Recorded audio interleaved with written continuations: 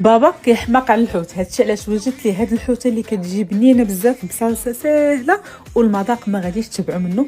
ضروري ما خاصكم تجربوها وتردوا عليا الخبر. اول حاجه في واحد الزلافه كندير القزبر ومعدنوس كيكون شويه كثير، كنضيف معاه شويه ديال الكرافس وكنضيف معاه الثومه اللي كتكون محكوكه، الحامض مصير والتوابل اللي غنخليكم مكتوبه لتحت، والزيت البلديه ولا صوص طوماط اولا اللي دايره غير 2 دراهم ونص.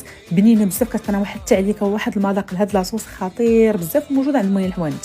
كنخلط هذيك الشرموله ديالي وكندوز ناخذ هنا الحوته كنفلحها وكنبدا ندهنها كامله بهذيك الشرموله، حتى ما كنخلي حتى شي جهه اللي خاويه باش كيدخل ليا معاها هذيك الشرموله. صافي كنخلي هنايا واحد شويه اللي غادي نخدم به من بعد، وكناخذ الحوته ديالي كنديرها في لاطه بطبيعه الحال اللي كنكون مفرش ليها بابي كويسون، وكنغلفها مزيان بهذاك البابي كويسون.